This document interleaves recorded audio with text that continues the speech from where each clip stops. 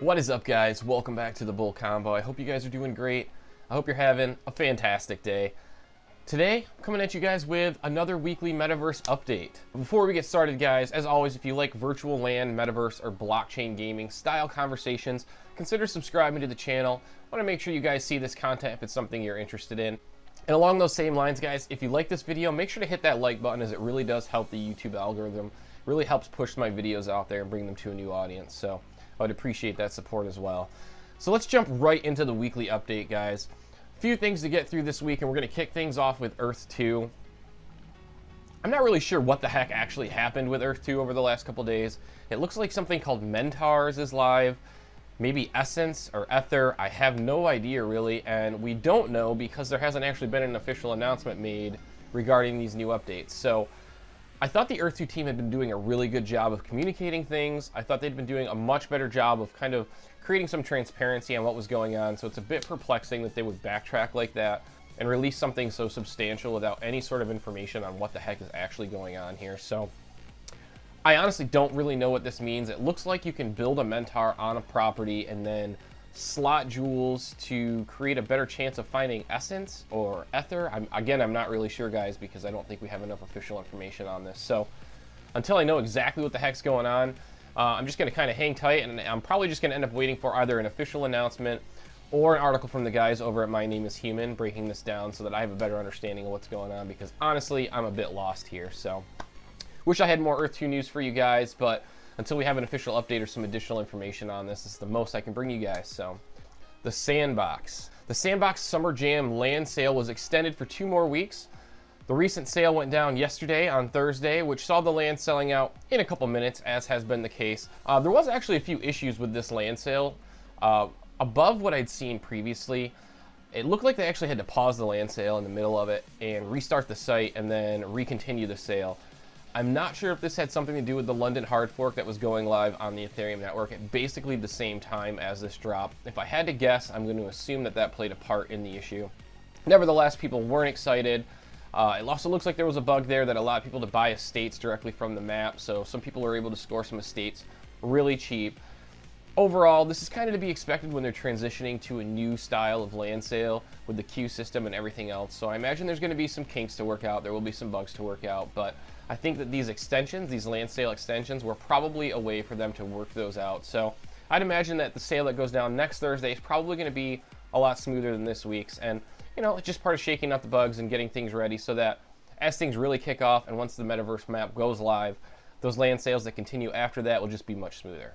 And just another note here, the Summer Festival Game Jam competition ends today. It was a 2-week competition that was themed around summer music festivals.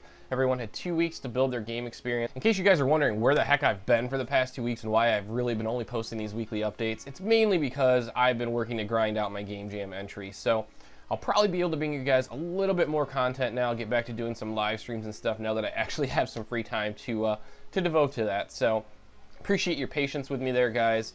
And I'm really just excited to getting back to making videos like I was before and just being able to devote a little bit more time to that. Ember Sword. On last week's update, we talked about how Ember Sword had secured a very large amount of money and a very large level of interest from users when it comes to their upcoming land sale. It looks like they have gone above and beyond those numbers in a huge way. As of the last update, they have over 35,000 applicants for their upcoming land sale, with over $200 million pledged toward land sale purchases. To put this in perspective, guys, I mean, if you're familiar with the Earth2 platform, that's raised about $50 to $60 million, as far as I know, from the initial land sales and funding and stuff like that. So $200 million off of a single land sale that hasn't even actually occurred quite yet, that's insane. That's a level of interest that I honestly couldn't even fathom coming from the virtual land space.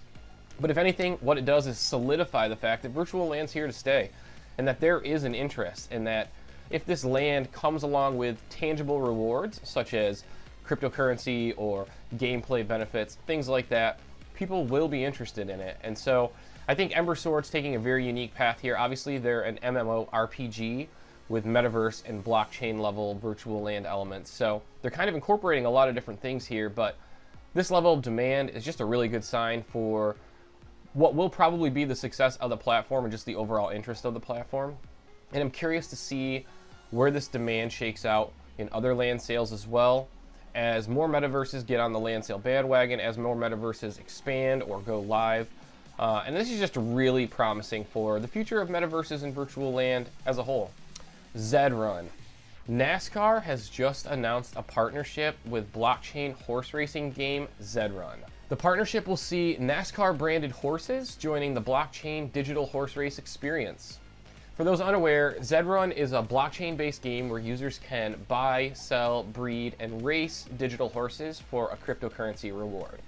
This is actually the first time I've covered Zed-Run on the weekly update, although it's a very large brand inside of the blockchain and metaverse space right now. They have presence within several different metaverse platforms, and the Zed-Run application itself, or the Zed-Run game, is wildly successful right now. If you go on OpenSea, you'll find tons of horses for sale.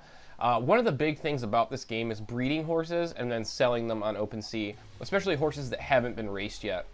From what I understand, a lot of this game is centered around the odds that a specific horse has. So better horses have better win odds, lower level horses have lower win odds. So breeding horses allows people to sell these horses without knowing what the odds are. So it's basically almost like a mystery box. You're going to buy this horse, but you don't know what the odds are until you race it for the first time. So there's an allure, there's an intrigue there.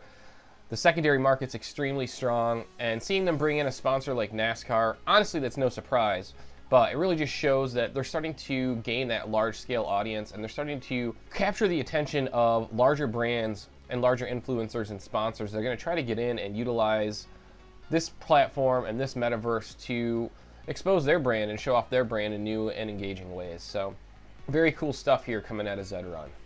Sensorium Galaxy. So Sensorium Galaxy just gave a preview of their AI-driven avatars. Sensorium Galaxy is an upcoming virtual world that will blend human and AR characters so that people can have unscripted conversations with virtual beings. And they recently showed off some of their AI characters in action. Needless to say, they're pretty impressive here, guys. They're capable of supporting complex and unscripted conversations through the prism of their unique personality built upon their biography, as well as interactions with different users. So these are basically like self-learning avatars that can carry on full conversations. I think that the uses and the use case for something like this is pretty broad, obviously. We could see this being used on its own. I could see it being used within a metaverse experience for NPC characters or things like that, or maybe just within game experiences for NPC characters. Creating that level of intelligence takes things to a much higher degree, makes things much more replayable and much less predictable, which I think could be very beneficial for the gaming space as a whole. So this stuff is really interesting. I haven't really seen these before this article, so I was doing some digging on it, but I think the technology is very promising. I think it's obviously a very ambitious project, but they're very far along in their roadmap, and clearly based off what they've shown off, it looks like they're the real deal here. So we're going to keep an eye on Sensorium Galaxy. We're going to keep an eye on the underlying metaverse that they're planning to launch here in the near future. When I have more information and more news about that, I'll be sure to bring it to you guys. All right, and the last update I had here, guys, was regarding Ryff. So Ryff has raised $11.7 million for its business of inserting brand advertisements into commercials, live broadcasts, and streams in real time using digital video and animation technology. The Los Angeles-based company Ryff runs an advertising business where it places virtual objects in a scene of a movie, TV commercial, or a show, or even live media, so that they seem like a part of the natural environment. Ryff can put a realistic 3D animated branded object into a scene after the fact, depending upon whether an advertiser wants to become a sponsor or not. Guys, this is next level brand advertisement and brand sponsorship. Being able to take something that was already created and say, hey, we want to sponsor that, put our product in this video. And then for this company to be able to go in and, like, for example, take a Coke bottle and put a Coke bottle on a table that wasn't there when it was filmed or shot or edited. That's a very powerful tool, and I can really see why they raised $11.7 million pretty quickly. I can imagine this being invaluable for brands as a whole when it comes to exposure into new platforms, new mediums, or when it comes to wanting to sponsor something that already exists. Obviously, you can't reshoot something that already exists, so being able to go in after the fact and add things like this, Obviously, this is a big deal for companies. I imagine that we're going to see a lot more companies like this and a lot more brands like this with similar thoughts and ideas shaking out, especially as the metaverse and virtual land starts to become a more mainstream accessible thing.